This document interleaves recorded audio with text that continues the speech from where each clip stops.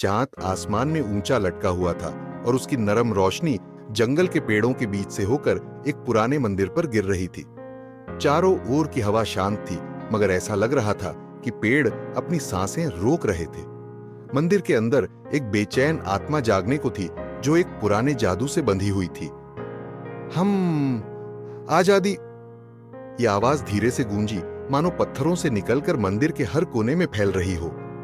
गांव के लोग मंदिर के इस रहस्य से अनजान थे। उन्हें पता नहीं था कि उनके शांत जीवन पर एक बड़ा खतरा मंडरा रहा था।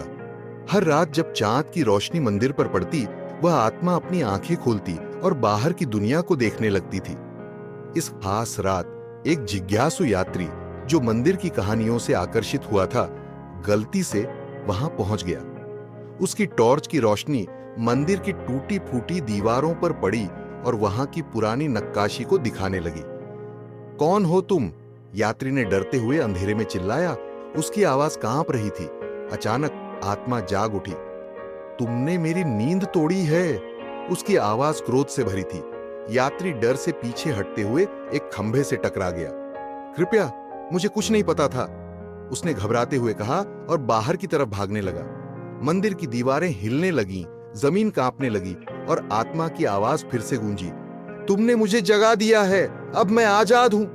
यात्री ने जितनी तेजी से हो सकता था बाहर की तरफ भागने की कोशिश की, लेकिन छायाएं उसे घेरने लगीं, मानो उसे रोकना चाहती हो। तुम मुझसे बच नहीं सकते। आत्मा की डरावनी हंसी उसके कानों में गूंजने लगी। आखिरकार वह मंदिर से बाहर निकल आया, लेकिन उसका दिल जोर जोर से धड़क रहा था। मैंने क्या किया? उसने खुद से कहा। उसके सामने अब एक डरावनी सच्चाई थी। उसकी गलती ने एक प्राचीन बुराई को जगा दिया था। वह जितनी तेजी से हो सकता था गांव की ओर भागा और सबसे पहले एक घर का दरवाजा खटखटाया। उठो, हम सब खतरे में हैं, उसने चिल्लाते हुए कहा। घर से एक बूढ़ी औरत बाहर आई। क्या हुआ? उसने पूछा। मंदिर, वहां कुछ भयानक है। आत्मा आजाद हो गई है, यात्री ने हाँफते हुए बताया। गांव वाले डर के मारे इकट्ठे होने लगे, लेकिन बहुत देर हो चुकी थी। मंदिर की आत्मा अब पूरी तरह जाग चुकी थी और उसकी हंसी हवा में गूंज रही थी। तुमने मुझे जगा दिया है, आत्मा ने कहा। अब यह गांव मेरी भूख का शिकार बनेगा।